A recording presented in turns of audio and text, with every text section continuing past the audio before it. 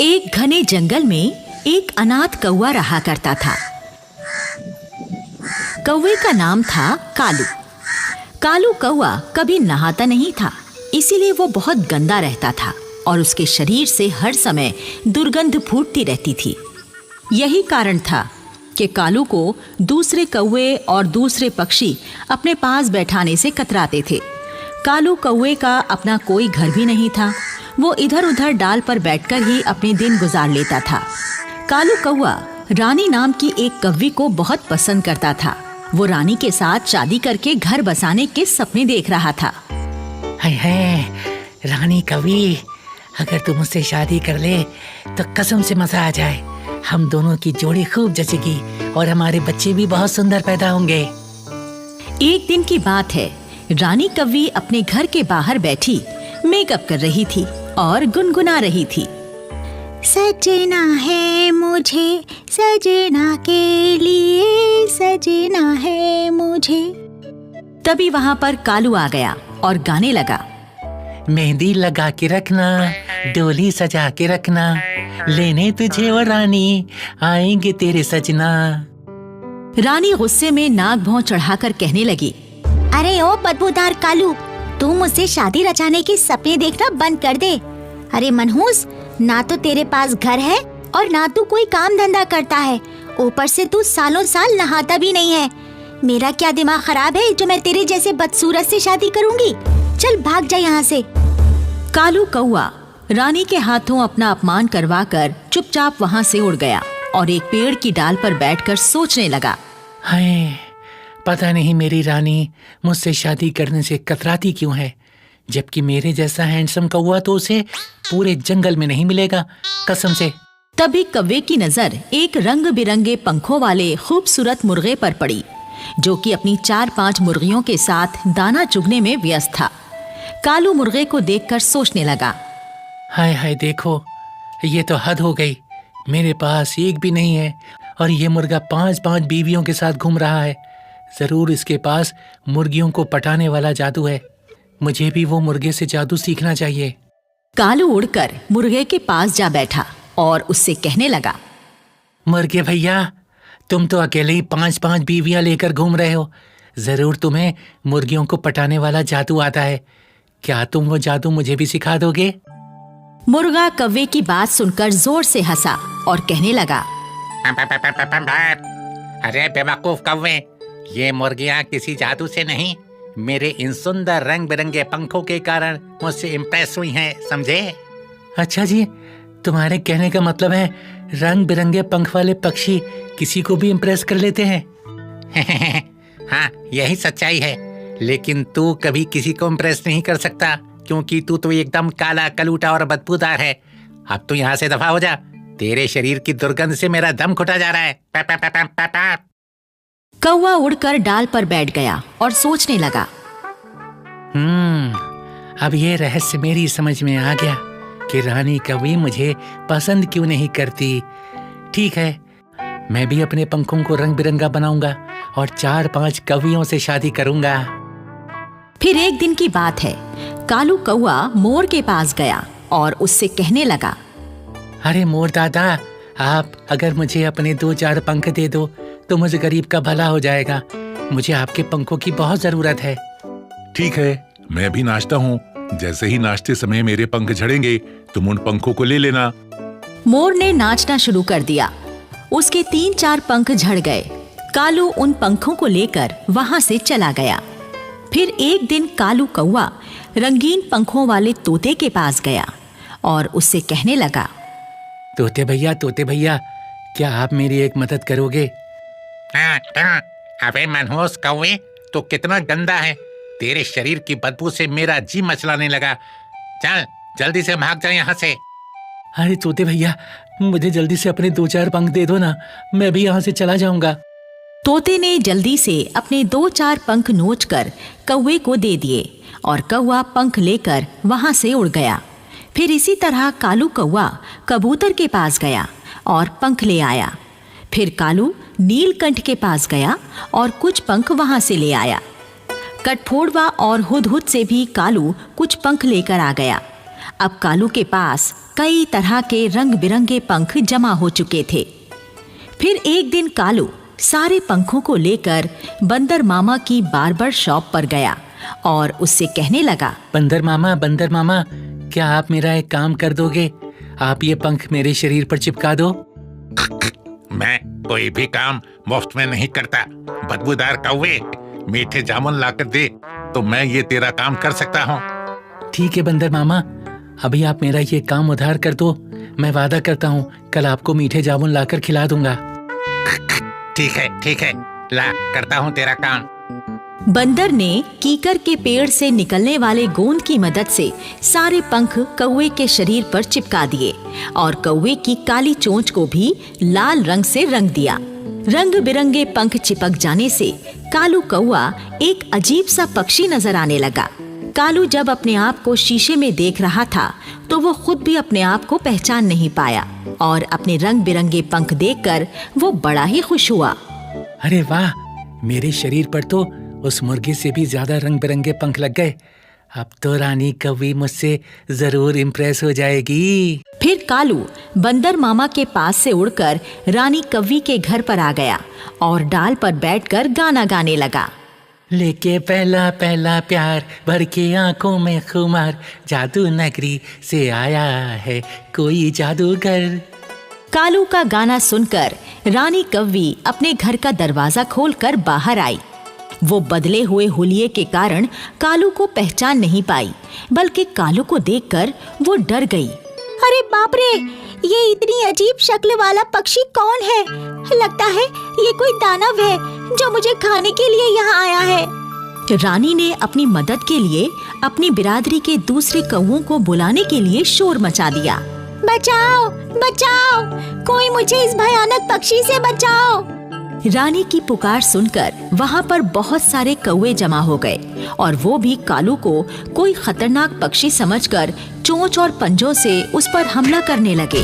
कालू उन्हें बताने की कोशिश करने लगा। अरे भैया, तुम लोग मुझे क्यों मार रहे हो? मैं तो तुम्हारी ही बिरादरी का कालू कौवा हूँ। एक कौवा कालू की बात सुनकर कहने लगा, अबे झूठ क्यों बोलता है मक्कार? तू हमारे जैसा कौवा कहाँ है? तू तो कोई खूंखार परिंदा है। और फिर सारे कौवों ने मिलकर कालू को इतनी ठोंगे मारी कि बेचारा कालू थोड़ी ही देर में बुरी तरह से लहूलुहान होकर मर गया। सीख, इस कहानी से हमें यही सीख मिलती है कि हमें अपना मकसद पूरा करने के लिए ना तो अपनी पहचान बदलनी चाहिए और ना ही कोई फर्जीवाड़ा करना चाहिए, नहीं तो कालू कौवे के जैसा अंजाम हो जाता है।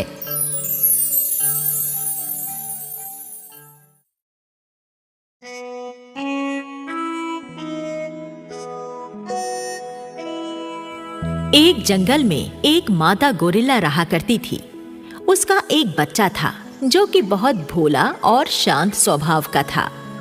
वो दूसरे गोरिल्ला बच्चों की तरह ज्यादा उछल कूद नहीं करता था, बस किसी पेड़ के नीचे या अपनी माँ के पास शांति से बैठा रहता था। एक बार की बात है, माँ गोरिल्ला अपने बच्चे से कहती है, कोंग बेटा, क्या तूने कभी पका हुआ कटहल खाया है?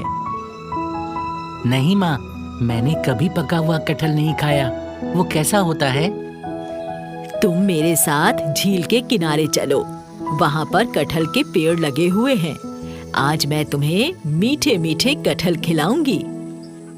ठीक है माँ, चलो। और फिर दोनों माँ बेटे झील की ओर चल पड़ते हैं। झील पर पहुंचकर माँ गोरिल्ला कोंग को पेड़ पर लटके हुए कटहल दिखाती है और एक कटहल तोड़कर कोंग को खिलाती है। कोंग खुश होकर कहता है, वाह माँ, मजा आ गया, ये कटहल तो बहुत मीठा है। दोनों माँ बेटे पेट भरकर कटहल खाते हैं, फिर झील पर जाकर उसका मीठा पानी पीते हैं और जैसे ही दोनों वापस घर जाने लगते हैं तभी वहाँ पर दो चीते आ जाते हैं और माँ गोरिल्ला और कोंग को घेर लेते हैं। माँ गोरिल्ला तुरंत खतरा भांप लेती है और कोंग से कहती है, कोंग बेटा, जल्दी यहाँ से भागो और कटहल के पेड़ पर चढ़ जाओ, मैं अभी आती हूँ। माँ के निर्देश पर कोंग भाग कर जाता है और कटहल के पेड़ पर जाकर बैठ जाता है।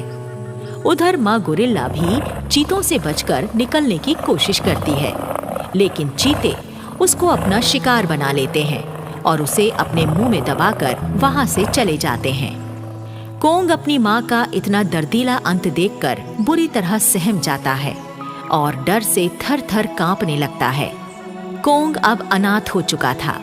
वो इस घने जंगल में बिल्कुल अकेला रह गया था। कोंग ने कटहल के पेड़ को ही अब अपना ठिकाना बना लिया था। उसको जब भूख लगती तो वो पेड़ों से फल तोड़कर खा लेता और झील का पानी पीकर फिर से कटहल के पेड़ पर जा बैठता। इसी तरह से कोंग की जिंदगी के दिन गुजर रहे थे। कोंग सीधा साधा तो पहले से ही था, लेकिन अब अकेला हो जाने के कारण वो बहुत ज्यादा दब्बू भी हो गया था।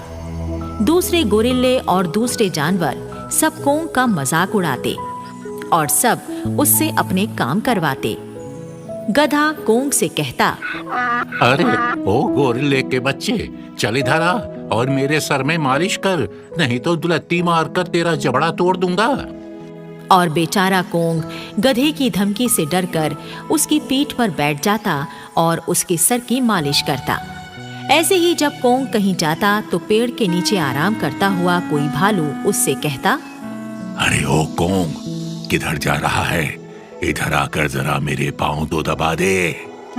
भालू चाचा, मैं अपने खाने के लिए भोजन तलाश करने जा रहा हूँ। मैं वापस लौटकर आपके पाँव दबा दूंगा। अबे पहले मेरे पाँव दबा दे गोरिल्ले, भोजन तलाश करने बाद में जाना। और बेचारा कोंग चुपचाप बैठकर भालू के पांव दबाने लगता। बंदर कोंग का खाना जबरदस्ती छीन लेते और कोंग को पीटकर भगा देते और वो बेचारा अपने दुर्भाग्य को कोसता हुआ अपने ठिकाने पर चला जाता। चीतों और भेड़ियों को तो देखकर ही कोंग की हालत बहुत खराब हो जाती थी। फिर एक दिन की बात है, सुबह का सुहाना समय था। एक रंग बिरंगे पंखों और लंबी गर्दन वाला सारस जैसा अत्यंत सुंदर पक्षी टहलता हुआ, दाना चुगता हुआ कटहल के उस पेड़ के नीचे आ जाता है जिस पर कोंग रहता था। और वो सुंदर पक्षी अपने पंख फैलाकर नाचते हुए सुरीली आवाज में गाना गाने लगता है।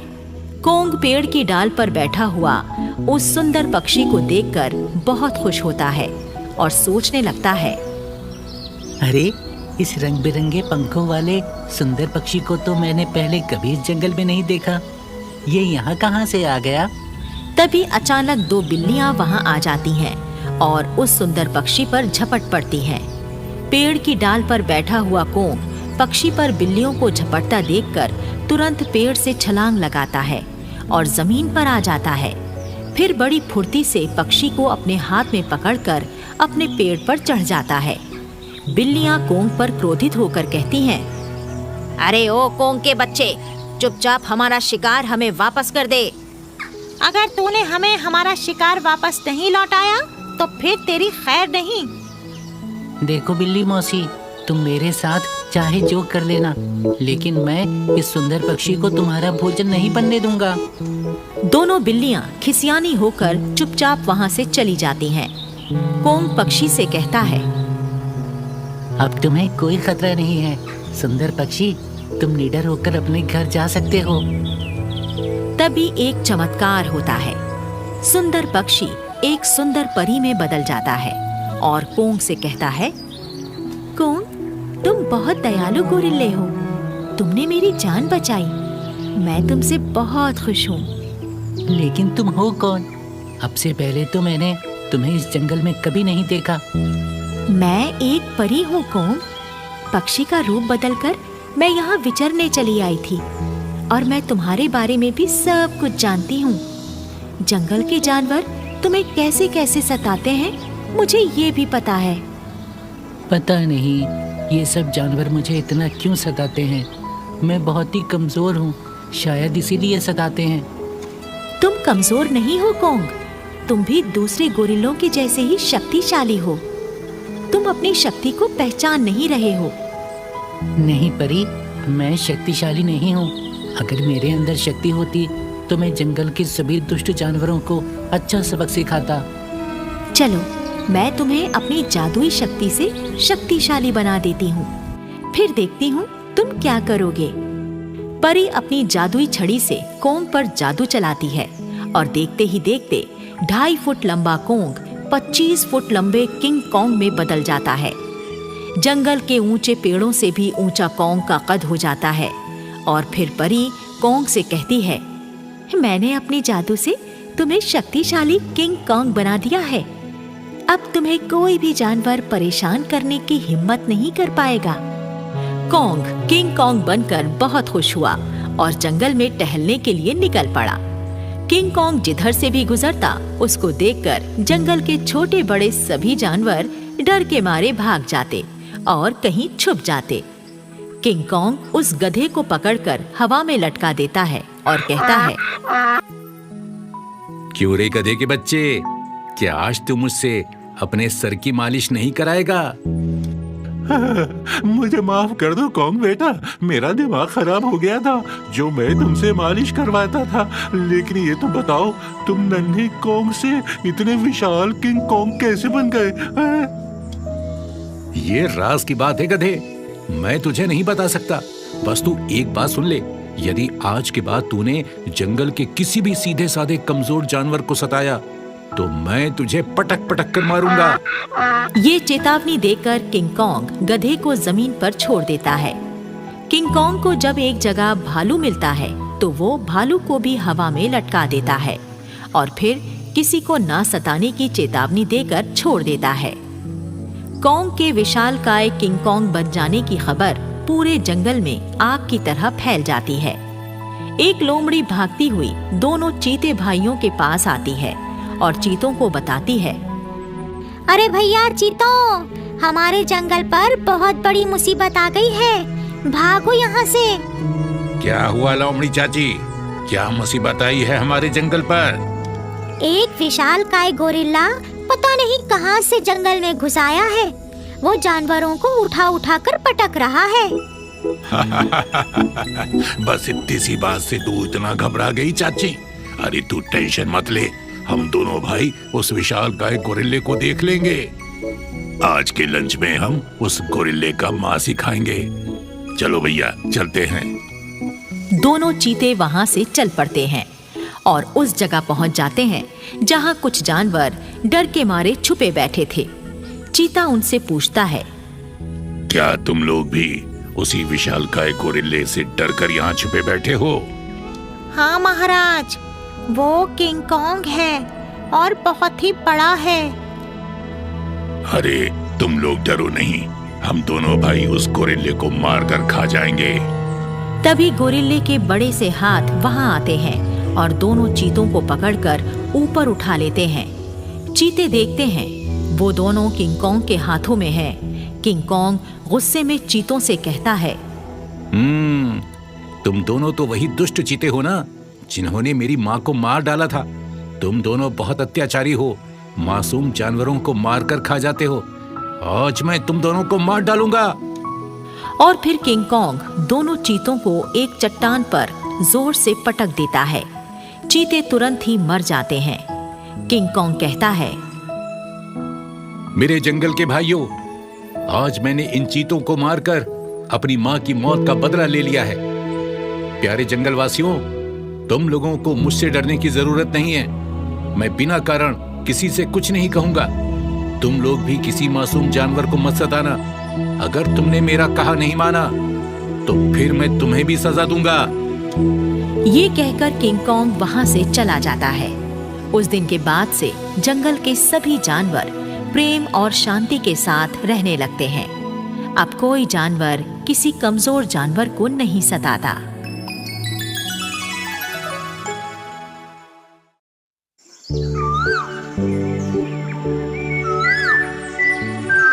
सुंदर वन सच में बहुत सुंदर था।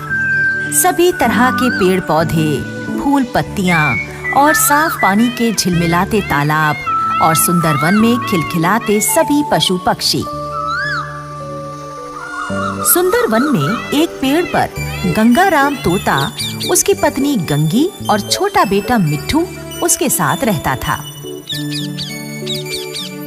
गंगाराम और गंगी उड़ते हुए दूर दूर जाते और वापसी में खाने की ढेर सारी चीजें मिट्ठू के लिए लेकर आते। पर मिट्ठू लाडला था, खाना खाने में आनाकानी करता।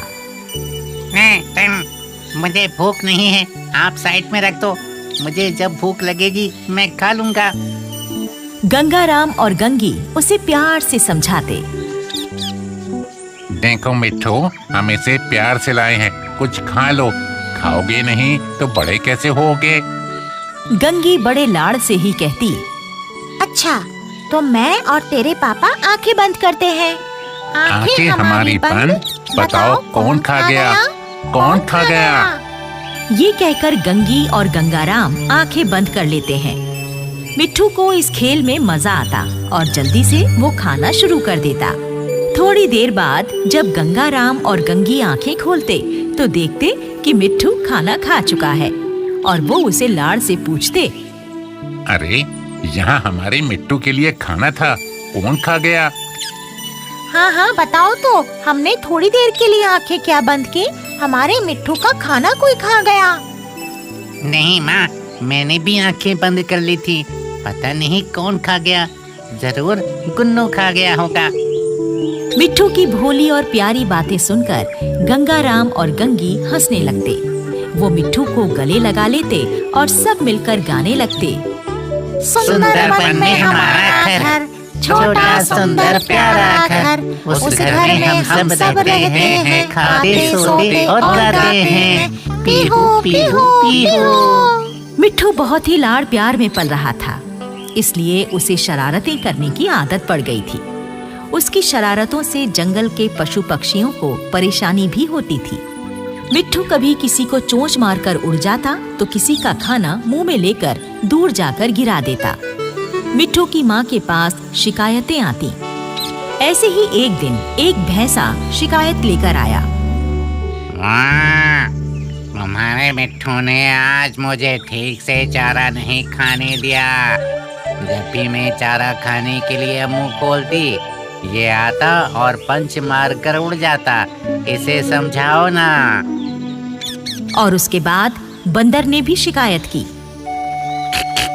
मैं जैसे ही मूंगफली तोड़कर खाने लगा, ये तेजी से उड़ता हुआ आया और मूंगफली मुंह में दबाकर चला गया।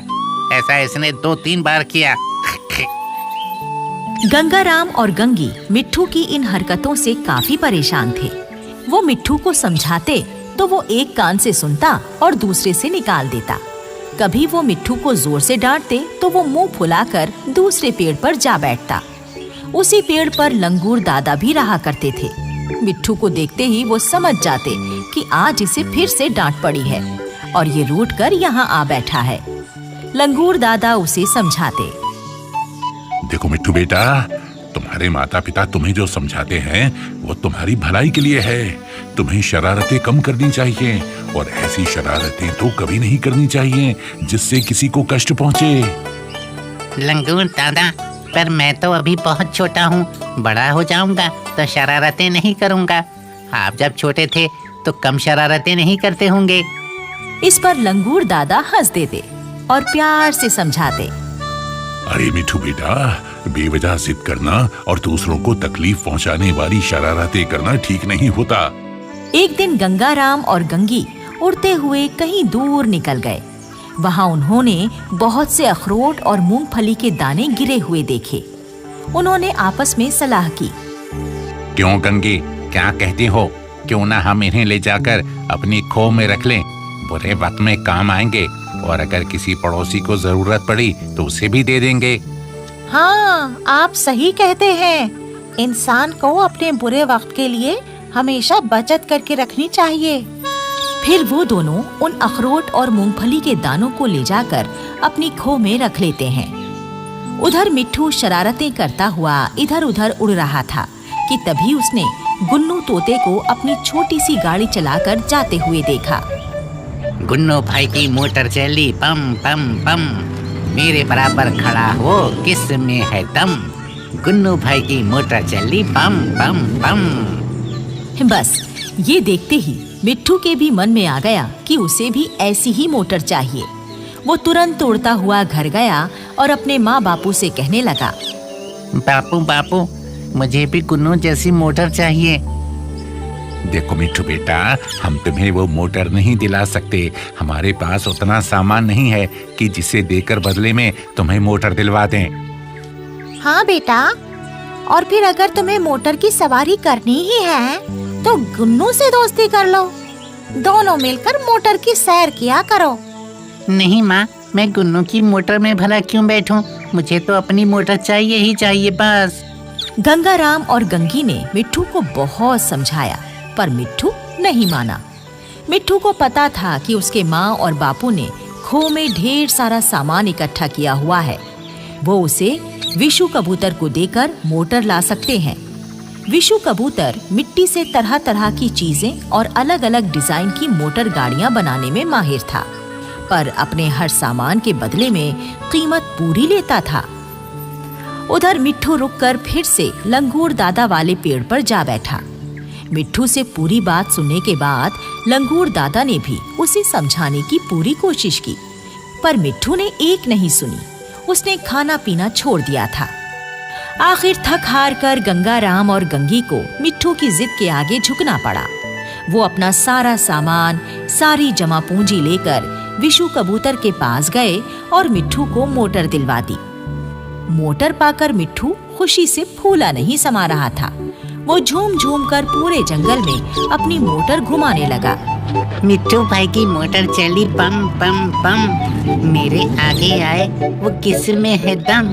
मिट्टू भाई की मोटर चली पम पम पम। इधर उधर मोटर घुमाता हुआ मिट्ठू जब घर पहुंचा तो उसने देखा कि उसकी माँ की तबीयत बहुत खराब है। उसकी माँ को इलाज की जरूरत थी। अब एक ही रास्ता था कि गंगी को डॉक्टर बलराम के पास ले जाया जाए। बंदर बलराम बहुत ही काबिल डॉक्टर साहब थे, पर डॉक्टर बलराम ने इलाज का काफी खर्चा बता दिया। गंगाराम और गंगी तो अपनी सारी जमा पूंजी मिट्ठू के लिए मोटर खरीदने पर खर्च कर चुके थे। मिट्ठू रोते हुए बोला, मुझे माफ कर दो बापू, अब मैं कभी जिद नहीं करूँगा। मुझे ये मोटर भी नहीं चाहिए। इसे विशु काका को वापस दे दो और माँ का जल्दी से इलाज करवाओ। मिट्ठू की बात सुनकर गंगाराम जब मोटर विशु कबूतर को वापस कराने गया तो उसने टका सा जवाब दे दिया। सुनो भाई गंगाराम, बिका हुआ माल वापस नहीं होता, और फिर मिट्ठू मोटर को कितना इस्तेमाल भी कर चुका है। जब लंगूर दादा को इस सारी घटना का पता चला तो उन्होंने जाकर विशु को समझाया। लंगूर दादा के समझाने पर विशु ने मोटर वापस ले ली और कुछ सामान रखकर गंगाराम को उसका सामान वापस कर दिया। गंगी का इलाज हो गया और वो खुशी खुशी अपने घर लौट आई। गंगी को वापस घर में पाकर मिट्ठू उससे लिपट गया और रो रो कर माफी मांगने लगा। मुझे माफ कर दो माँ, अब मैं कभी जिद नहीं करूँगा, उल्टी सीधी शरारतें भी नहीं करूँगा। बस बस बेटा, चुप हो जाओ। तुम समझ गए, यही हमारे लिए बहुत है। गंगा और गंगी ने मिट्ठू को माफ कर दिया। इस कहानी से हमें ये सीख मिलती है कि कभी बेवजह जिद नहीं करनी चाहिए।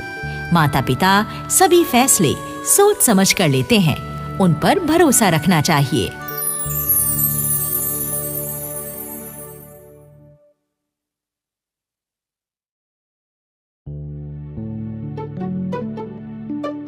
एक था बंटू बंदर। वो कोई काम नहीं करता था। पूरे जंगल में इधर उधर घूमता रहता था। लोगों को बेवकूफ बनाकर अपना पेट भरता था। लोगों की चुगली करके आपस में लड़वाना उसका शौक था। वो बस चुगली करता, दूसरों को लड़वाता और अपने खाने का इंतजाम करता। उसके बाद कभी किसी पेड़ पर तो कभी किसी नदी किनारे लेटा रहता। उस दिन भी बंटू नदी किनारे लेटा हुआ था कि तभी वहाँ पर दो बकरियां आईं। बंदर भैया, हम दूसरे जंगल से आ रही हैं। हाँ, इस जंगल में हमारी बुआ रहती है। हमें उनके घर का रास्ता नहीं मिल रहा। घर से निकलने से पहले हमारी माँ ने बताया था कि वो हाथी दादा के घर के पीछे रहती है। नदी किनारे चलते जाना, बुआ का घर मिल जाएगा। पर हम काफी देर से इधर उधर भटक रही हैं, वो रास्ता नहीं मिल रहा। क्या आप हमें वो रास्ता बता सकते हैं?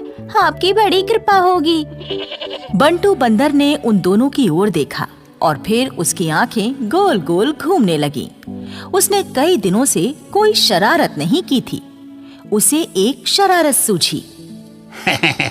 क्यों नहीं, भटके हुओं को रास्ता दिखाना मेरा काम है। तुम ऐसा करो, सामने वाले बरगद के पेड़ तक जाओ, ठीक है? ठीक है, चली गई।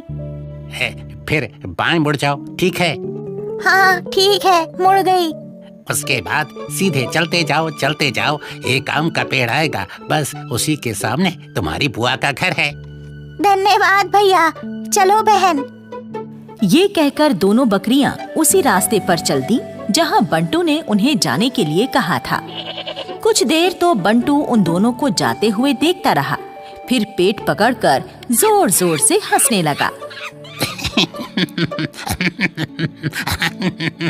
वाह, कैसा बेवकूफ बनाया, कैसा मजा आया। बंटू हंस हंस कर लोटपोट हुए जा रहा था। तभी जोर जोर से हंसते हुए उसकी नजर आसमान में उड़ते हुए एक बड़े गुब्बारे पर पड़ी, जिसके नीचे टोकरी लगी हुई थी, पर उस टोकरी में कोई बैठा नहीं था।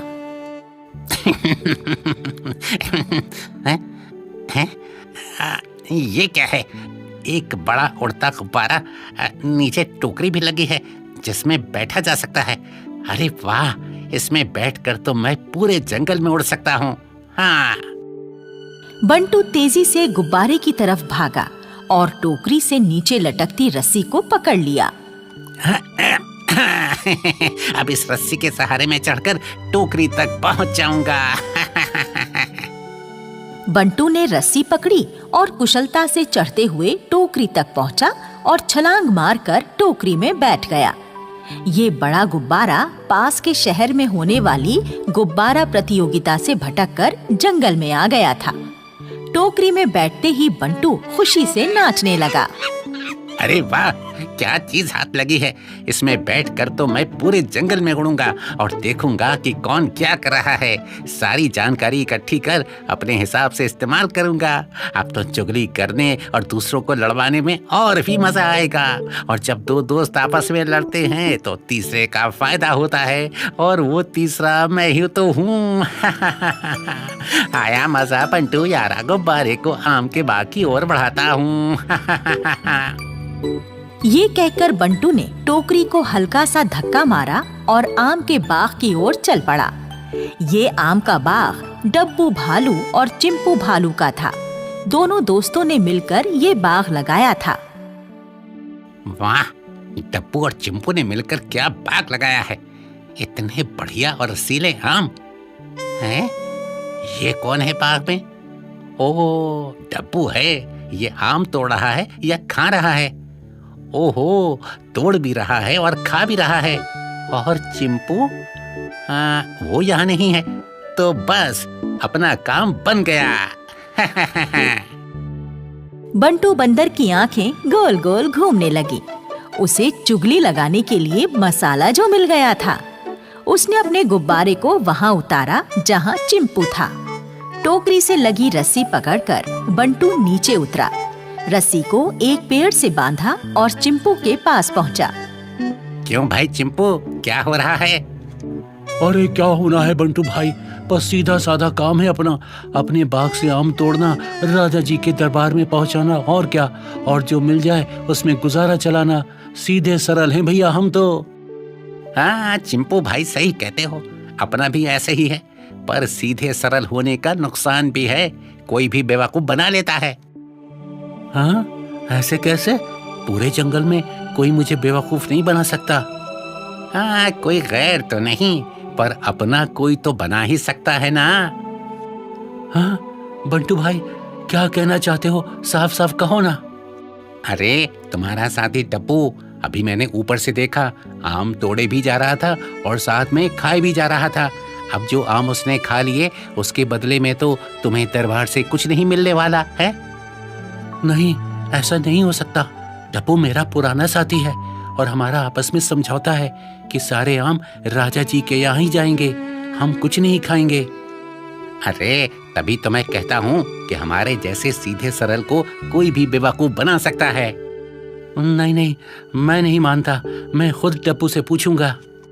हाँ हाँ, तो चलो। चिंपू गुस्से में आम के बाग की तरफ चला, साथ ही बंटू भी। बंटू के चेहरे पर तो जीत की मुस्कान भी थी। बाग में पहुंचकर चिंपू ने देखा कि डब्बू आम तोड़ रहा है। हाय, देखो बंटू, डब्बू तो आम तोड़कर टोकरी में रखे जा रहा है। अरे चिंपू भाई, इसने आम खाया भी है, मैं झूठ नहीं बोल रहा, तुम खुद पूछ लो।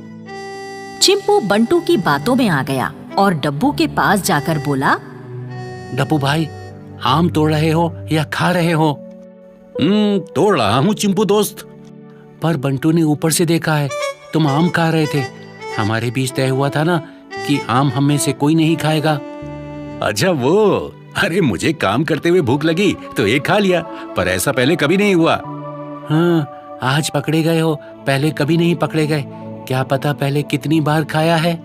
ये सुनकर डब्बू को गुस्सा आ गया। वो चीख कर बोला, हाँ खाए हैं, क्या कर देगा तू? अच्छा ऐसा, अभी बताता हूँ तुझे। ये कहकर चिंपू डब्बू से गुत्थम गुत्था हो गया। दोनों में जबरदस्त लड़ाई हुई। दोनों निढाल होकर गिर पड़े। बंटू ने देखा यही अच्छा मौका है। वो चिंपू के पास गया और बोला, चिंपू भैया, मैंने तुम्हें बाग में होने वाली चोरी के बारे में बताया। मेरा इनाम तो बनता है ना, 2 आम ले लूं? ये कहकर बंटू ने 2 आम लिए और आंखें नचा नचा कर खाने लगा। आम खाने के बाद बंटू ने फिर से अपना गुब्बारा खोला, उसकी टोकरी में बैठा और उड़ चला। अब तो ये बंटू की रोज की बात हो गई थी। वो गुब्बारे में बैठकर जंगल के ऊपर उड़ता, कोई भी घटना देखता तो खूब स्टाइल से चुगली खाता। उसकी इस चुगली खाने की आदत के कारण जंगल में सभी में आपस में खूब झगड़े होने लगे। जंगल की शांति भंग हो गई। सारे जानवर परेशान हो गए। सब इकट्ठे होकर राजा जी के पास पहुंचे।